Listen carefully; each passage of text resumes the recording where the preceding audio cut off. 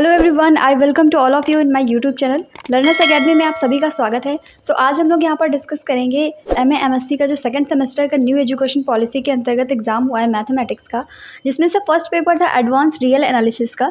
इस real analysis के question paper में जितने भी इंपॉर्टेंट टॉपिक थे और हमारे सिलेबस से कहाँ पे कौन सा टॉपिक है जो इंपॉर्टेंट है, कहाँ से क्वेश्चन ज़्यादा बन रहे हैं, इन सभी बातों पर आज हम लोग यहाँ पर डिस्कस करेंगे, ताकि अगर आपका आगे आने वाला एग्जाम रियल एनालिसिस का है, एडवांस रियल एनालिसिस का, आप इस क्वेश्चन पेपर को देख करके ये गेस कर सकें कि किस टाइप के क्वेश्चंस बन रहे हैं। और यहीं पर आपको बता दें कि ये जो हमारा क्वेश्चन पेपर है वो एमसीक्यू टाइप था।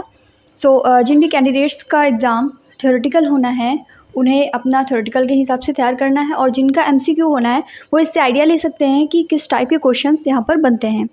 अगर आप किसी भी यूनिवर्सिटी से बिलोंग करते हैं, एमए या एमएससी कर रहे हैं और सेकंड सेमेस्टर में या किसी भी सेमेस्टर में जहाँ पर एडवांस्ड रियल एनालिसिस पूछी जाती है, वहाँ पर आपके लिए ये इम्पॉर्टेंट होगा। ये जो मेरा पेपर था ये एडवांस्ड रियल एनालिसिस के नाम से था। हो सकता है आपका पेपर सिर्फ रियल एनालिसिस के नाम से हो। Most of the topic common मिलते हैं, तो हम लोग उन टॉपिक्स की बात कर लेते हैं पहले सिलेबस में कि हमारे कौन कौन से टॉपिक हैं जिनसे ये क्वेश्चन पेपर बना हुआ है। First of all unit first में हमारा जो है, यूनिट फर्स्ट में अलजेब्रा ऑफ सेट्स देते हैं जो कि हमारा बेसिक है। उसके बाद बोरल सेट जो कि मोस्ट इंपॉर्टेंट था इस क्वेश्चन पेपर में। बोरल सेट से कई सारे क्वेश्चंस बने हुए हैं। इसके बाद में F delta set and G delta set, ये हमारा क्वेश्चन बना इससे।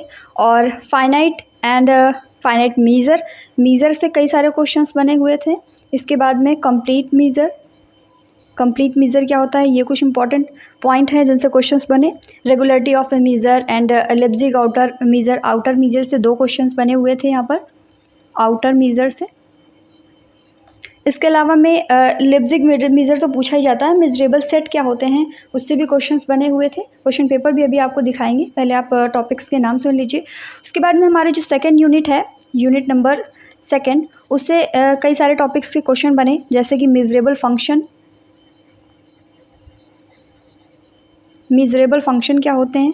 मिजरेबल फंक्शन कई सारे दिए गए, उनमें से पूछा गया कि इनमें से कौन सा सही है या फिर कौन सा गलत है। आप साइड में क्वेश्चंस भी देख सकते हैं, क्वेश्चंस बने हुए, जैसे कि ये 4 नंबर देखिए, let F be a non negative measurable function on E then for any lambda greater than 0। आपको ऑप्शंस दिए गए हैं, इनमें से आपको टिक करना है कौन सा सही होगा।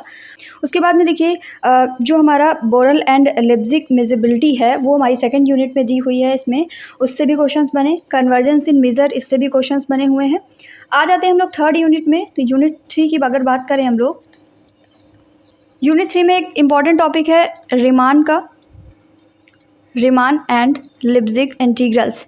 रीमान इंटीग्रल जैसे कि हम लोग बीएससी में भी पढ़ते थे, उसी टाइप के क्वेश्चंस यहाँ पर कुछ तो बीएससी के सेम जैसे क्वेश्चंस मिल गए। जैसे कि बीएससी में हम लोग करते थे रीमान इंटीग्रल कौन सा है कौन सा नहीं है, या अगर होगा तो इनमें से कौन सा सही होगा, इस टाइप के क्वेश्चंस। और एक नया टॉपिक जो हमें यहाँ पर एमएससी में मिलता है, लेब्जिग इंटीग्रल, इससे क्वेश्चंस कई सारे बने हुए हैं। अभी आप क्वेश्चन पेपर में देखते जाएंगे साइड में। ये देखिए क्वेश्चन नंबर 3 यहाँ पर है, Lebesgue integral of the Dirichlet function F defined on the, एक फंक्शन दिया है जिसके द्वारा डिफाइंड है, तो ये एग्जिस्ट करता है कि नहीं, या फिर 0 होगा, 1 आएगा, या फिर नन ऑफ द वो, इस टाइप के क्वेश्चंस बने हुए हैं। आप क्वेश्चन पेपर देखते जाइए, इससे आपको आइडिया लगेगा कि किस टाइप के क्वेश्चंस आपको तैयार करके जाने हैं, अगर आपके सिलेबस में ये सारे पॉइंट्स गिवन हैं तो।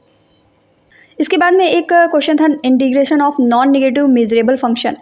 एक टॉपिक है यहाँ पर, integration of non negative measurable function. तो ये जो integration of non negative measurable function है, ये यहाँ पर आप देख सकते हैं। यहाँ पर 6 नंबर क्वेश्चन इससे बना हुआ, non negative measurable function F on a measurable set E is said to be integrable over E if. इसकी कंडीशन आपको बतानी, तो जब आप पूरा टॉपिक पढ़ेंगे तो वहाँ पर सबसे पहले इसकी डेफिनेशन के साथ ही इसकी कंडीशन दी हुई है, तो आप अच्छे से इसको टिक कर पाएंगे। और यहाँ पर देख सकते हैं एक फंक्शन जो मॉडुलस में दिया गया, इंटीग्रेबल ओवर ई। क्वेश्चन नंबर 10 की बात कर रही हूँ, तो क्वेश्चन नंबर 10 में आप देखेंगे यहाँ पर integrable over E, then the integral of F over E is given by, जो कि ई के ओवर में जो हमारा एफ का इंटीग्रल होगा वो किस तरीके से हम दे सकते हैं। चारों ऑप्शंस में आपको चूज़ करना था। इसके बाद में हमारा यूनिट 4 आता है, जिसमें कुछ टॉपिक्स हैं इंपॉर्टेंट जो कि हमें पढ़ के जाने हैं, जैसे कि एलपी स्पेस क्या होता है, एलपी स्पेसेस, कॉन्वेक्स फंक्शन क्या होते हैं। कॉन्वेक्स फंक्शन से क्वेश्चन बना था, कॉन्वेक्स फंक्शन। और जेसन्स इनइक्वालिटी भी है आपके टॉपिक में, बट इससे क्वेश्चन यहाँ पर नहीं बना। होल्डर्स एंड मिन्कॉस्की इनइक्वालिटी है, होल्डर इक्वालिटी से क्वेश्चन बना था, होल्डर्स इनइक्वालिटी। तो ये कुछ टॉपिक हैं जिनसे क्वेश्चन बनते हैं, तो इन्हें पढ़ के जाना है अच्छे से। कन्वर्जेंस इन मीज़र क्या होता है? कन्वर्जेंस इन मीज़र। उसके बाद में ऑलमोस्ट यूनिफॉर्म कन्वर्जेंस क्या होते हैं? Almost uniform convergence. अब यहाँ पर कुछ टॉपिक ऐसे हैं जो आपको बीएससी से रिलेटेड मिल जाएंगे, लाइक यूनिफॉर्म कन्वर्जेंट का और एब्सोल्यूट कन्वर्जेंट का। इस टाइप के एमसीक्यू आप वहाँ से भी देख सकते हैं, बेसिक क्लियर कर सकते हैं वहाँ से।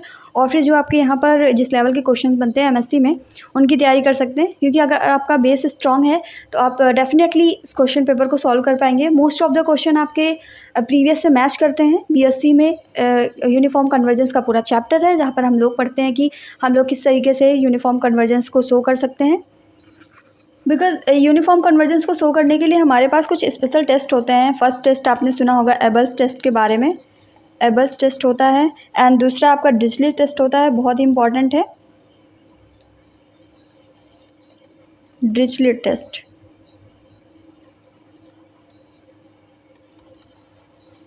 तो इन दोनों टेस्ट को अगर हम लोग अच्छे से पढ़ लेते हैं तो यूनिफॉर्म कन्वर्जेंस का हमारा क्वेश्चन सही हो जाता है।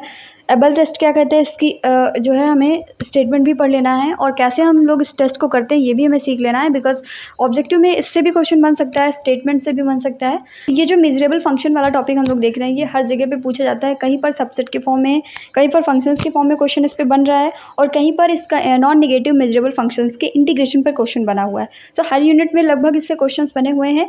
मेजरेबल वाला टॉपिक बहुत ही इंपॉर्टेंट है, आप हर क्वेश्चन में देख सकते हैं। सो इस तरीके से ये हमारा पूरा क्वेश्चन पेपर था। आप यहाँ पर रीमान इंटीग्रल के क्वेश्चन देख सकते हैं, एफ रीमान इंटीग्रेबल है कि नहीं, या फिर कहीं भी कॉन्टिन्यूअस है कि नहीं, F is not Riemann integrable. मतलब आपको ऑप्शंस में चूज़ करना था, फंक्शंस आपको दिए जाएंगे। तो सिंपल से क्वेश्चन ये दिए हुए थे जिनका आपको सोल्यूशन करना था।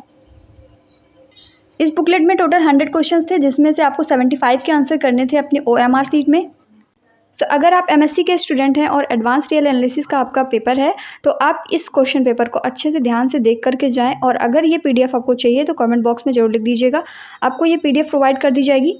और इसके बाद जो भी हमारे एग्जाम्स होंगे, एडवांस टोपोलॉजी हो गया, स्टैटिस्टिक्स होगा, तो उन सभी के क्वेश्चन पेपर आपको एनालिसिस इसी तरीके से प्रोवाइड कर दी जाएगी। Thank you.